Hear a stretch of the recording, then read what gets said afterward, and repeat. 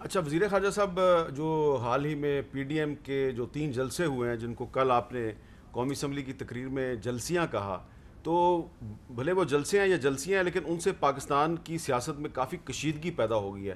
تو یہ جو ہم جن معاملات پر بات کر رہے ہیں کہ ہندوستان بھی ہمارے خلاف سازشیں کر رہا ہے، اور پاکستان کے خلاف اور بھی بہت سی سازشیں ہو رہی ہیں، تو اس صورتحال میں آپ نہیں سمجھتے کہ اس پاکستان کے اندر جو داخلی کشیدگی ہے اس کو کم کرنے کی ضرورت ہے اس وقت؟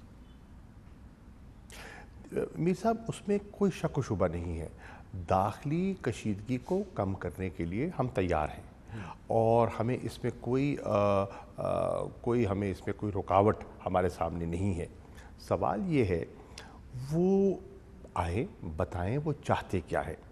یہ کہہ دینا کہ ہم ایک منتخب حکومت کو تسلیم نہیں کرتے، ہم اس مینڈیٹ کو تسلیم نہیں کرتے جس کو دنیا نے تسلیم کیا ہے، یہ تو بے معنی سی بات ہے.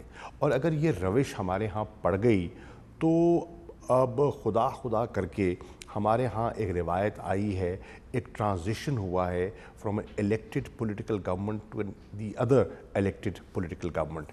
اور آپ نے دیکھا کہ 5 سال پیپلز پارٹی کے حکومت کے پورے ہوئے، پھر 5 سال نون کے پورے ہوئے.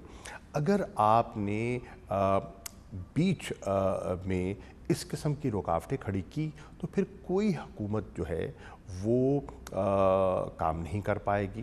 اگر آپ کسی حکومت کو غیر آئینی طریقے سے، آئینی گنجائش تو موجود ہے لیکن غیر آئینی طریقے سے آپ اس کو ڈیسٹیبلائز کریں گے، آپ کہیں گے ہم ان کو گھر بھیجنا چاہتے ہیں، تو کل کو فرض کیجئے جس کے امکانات مجھے دکھائی نہیں دیتے، پر فرض کیجئے آپ منتخبوں کو آ جاتے ہیں، تو آپ کو کون تسلیم کرے گا؟ آپ کے مینڈیٹ کو کون تسلیم کرے گا؟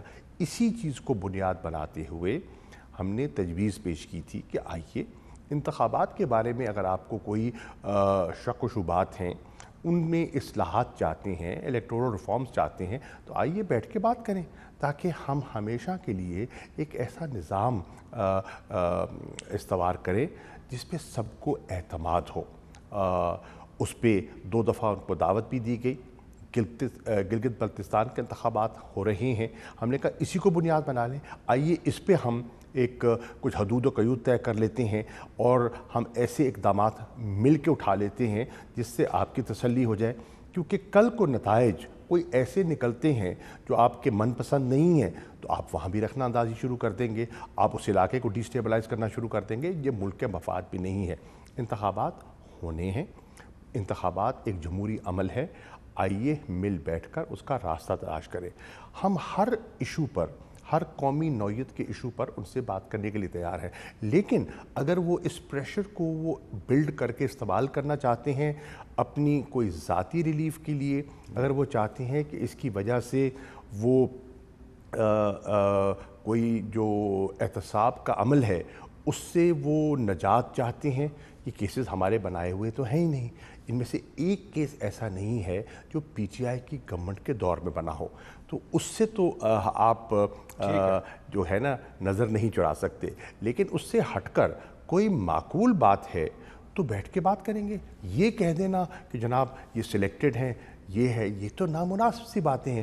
کل کو ہم آپ کے بارے میں یہ کہہ سکتے ہیں، تو یہ بات تھمے گی کیسے؟ مل بیٹھ کر ہوش کے ناخن لینے ہوں گے، دیکھنا ہوگا کہ اس وقت ملک کی ضرورت کیا ہے، اور جو ملک کو نقصان پہنچانے والی قوتیں ہیں کیا ہم ان کے بیانیہ کا حصہ تو نہیں بن رہے؟ ہمیں غور کرنا چاہیے. آپ نے بڑی اچھی بات کی کہ ہمیں ہوش کے ناخن لینے چاہیے.